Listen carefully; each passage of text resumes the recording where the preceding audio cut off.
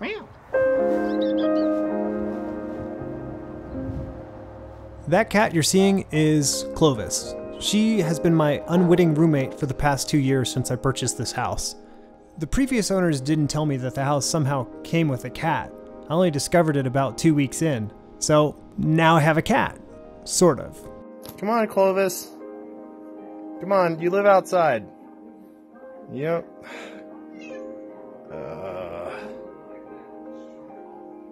Come on, let's go outside where you live.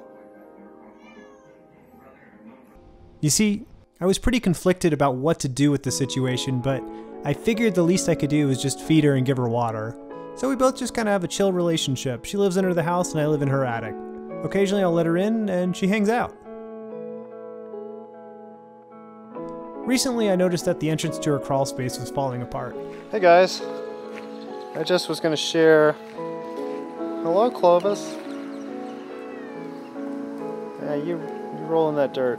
As you can see, her entrance to the crawl space is totally destroyed.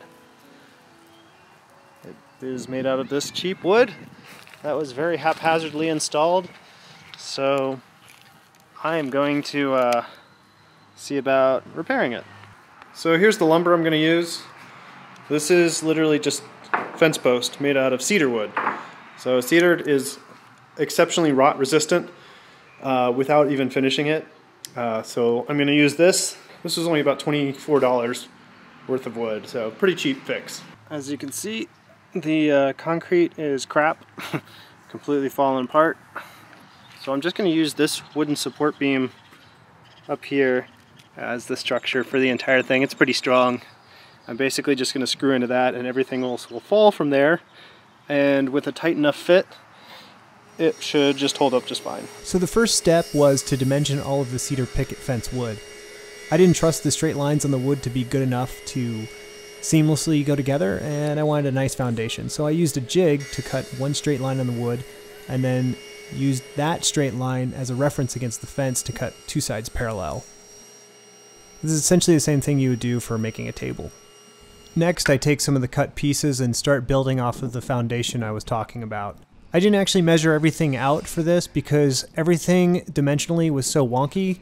I've noticed a lot of times in carpentry when you're not mass producing, it's a lot easier just to cut everything based on the dimensions you're actually getting and to fit rather than actually measuring. There was absolutely nothing even about any of this structure. I ended up doing a lot of sanding on most of the interior because I wanted it to be nice for Clovis. I ended up using a little bit of glue, though I'm not sure how good it's going to hold up in the weather, so I made sure I put in screws after that. There's Clovis just walking through the door. And at this point, it's starting to look like I did a little professional construction job. So aside from painting, the very last step was just to make the cat door, and I made it look a little fancy, just with the alternating boards.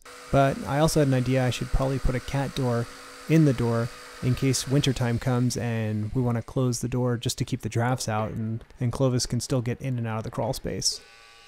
She doesn't actually know how to use a cat door, however. Just for efficiency's sake, I ended up using the hardware off of the old material to put on the new door, just because there was no reason not to. The screws were pretty stripped.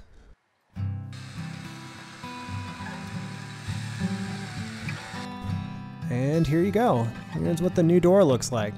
All fancy, dancy, and kind of doesn't match my house, but it's okay. It's in the backyard and no one's really going to see it except for me. And it's kind of fancy.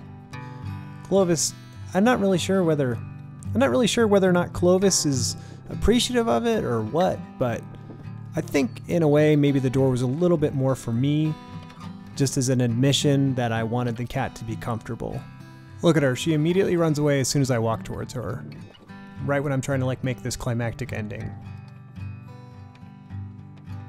Thanks for watching my little adventure of making this door for my cat.